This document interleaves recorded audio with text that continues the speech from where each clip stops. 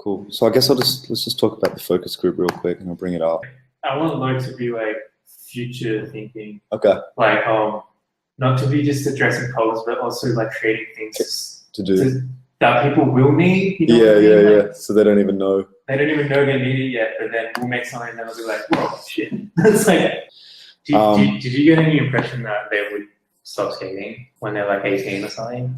Do you think it's just for like kids? Yeah, I think some of them might. For them, it kind of seemed more like an outlet. Like they're all good at it, and they love it. It's like, so the surfy guy, like he just did it because it was a board sport and it was what his friends did.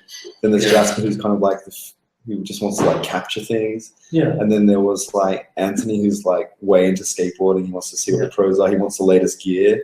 Yeah. So basically had them like react to this tagline, what that meant. They basically said, "Oh, does that mean it's like the Facebook of skateboarding?" And I just... Is that bad? No, I just like kept everything open. I was like, well, what would you want it to be? You know, they started talking about some like features that might bring it beyond it.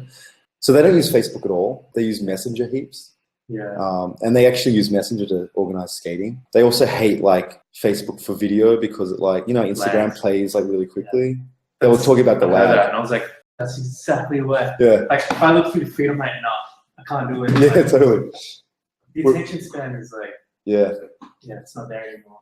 So we talked about locating sessions. They like reacted pretty kindly to this. One thing they said about like what they'd like to see on the map was definitely like if pros are in town.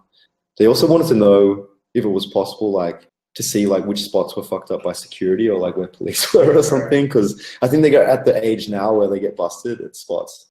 You know, this would have to be better than Messenger to kind of capture and maintain their attention. But I think what they saw it would be useful for is whether you can like, basically what we put forth here, you can tag spots and sessions directly in the thread. Yeah. And maybe you could link like... It has to be easy to use. You could link... Like, it's not going to work. Yeah, or you link could... videos and stuff. Yeah. And link like the spot. So you could be like... like on the spot, then use like share spot. Yeah, share it in the Messenger. Okay. Yeah. So what would you want to be able to share inside? Because with Messenger right now, you can like share photos. Yeah, photos, videos, videos, and spots, and whatnot, and message, obviously. Yeah, that's cool. And like, how would you? Because sometimes you skate, you got your school crew, and then there's other dudes that you know from the park. How would you do that? Would it be like one-to-one messaging, or you need to set up different groups? Add one-to-one, just like Messenger. Yeah. Is there any improvements that you can imagine on Messenger? It's pretty good, but like it's pretty like basic. That's good. Yeah, I like how it's like really simple and easy. Yeah. Mm. I got a question for you guys with Messenger, I guess. Oh, because some of you don't have data. Like, you know, if you double-click the message, you can actually see the geolocation of where that person sent the message from. I got really bad. Do they? Not for privacy reasons. Yeah, I got really bad. Oh, really? It would be great if all parties, like I see it as like skaters, like pros and brands, they could all talk to one another. Like a brand could hit you up and be like, I like represent girl skateboards, like can ask you some questions and shit. Kids would get a kick out of that for sure. It'd be sick if like you could message into the session as well. Yeah. Like, you see the session and then you click on it and then you can like broadcast a message to that session. To that session. One thing that they didn't want from a privacy perspective was for their friends to see them traveling between spots, because they thought that was kind of sketchy. Yeah. It's just either like, I'm at this spot and next I'm at this spot, and you just appear there like in 10 minutes or whatever. I swear like the cops will download this app and then they'll like send it to your skater. Follow the kids. Called like Cool Boy.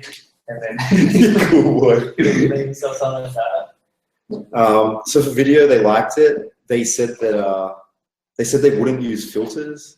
Like filters are like kind of not cool anymore. Mm-hmm. Particularly on video. They like the idea of like the trick bay, because sometimes they say like they'll spend like 40 clips trying to get something. They're really into like that VX aesthetic. So it was important for them to be able to upload footage. Yeah.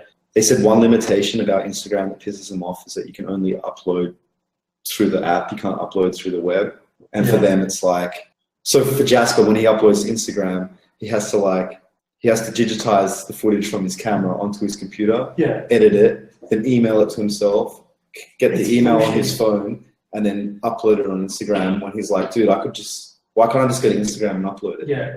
The way I see it is like, I feel like it doesn't, who gives a fuck if it's in the ecosystem or not? Like, Yeah. it could be anywhere, but like, it's just a medium to do it. Mhm, You know what I mean? Like, Totally.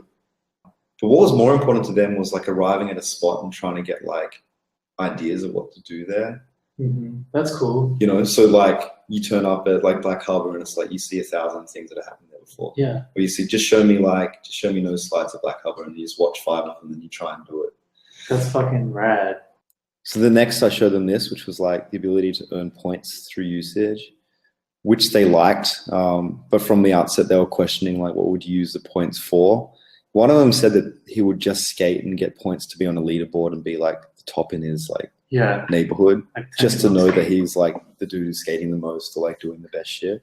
And they liked the idea of badges, but they got kind of like into the minutiae of like what that would be, like king of particular tricks or. So I think that we'd have to be quite discerning as to like what the badges are and make them kind of harder to get. Yeah, you know, you might not be the best skater, and you might, you know, it shouldn't be about just your ability. Yeah. Like it should, maybe it's like personal milestones as well. Like They had some awesome like feedback on like what discounts would look like. For instance, I said like, how long would you save for, and for what percentage discount? They said, well, I would skate for 3 months for 15% off. really? Which is like pretty like decisive measurement. They said they probably wouldn't skate for like 6 months for something. They'd want to be getting something like every 2 months or 3 months. And then they said anything from 10 to 20% would be enough discount for them to use this shit all the fucking time. What if you got points from like, okay, Nike gave you points because you filmed 10 clips that had Nike in it, like Nike SBs, Yeah, and you uploaded them? Yeah, I don't know. But like they have to get like a certain amount of props. So they like the challenges. Definitely, like I kind of positioned this as like the challenges were always presented by brands, but they like the ideas of like Friends pros challenging and friends.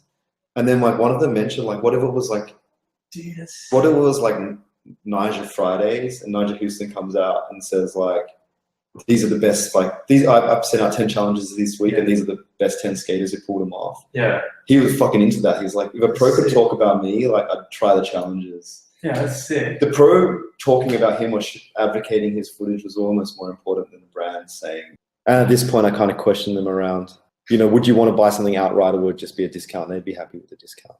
It was easy enough to accrue the points just by like what they do every day. Like they didn't have to like work like fucking champions to get the points, and they could get a like 10 to 20% discount. They would definitely use it.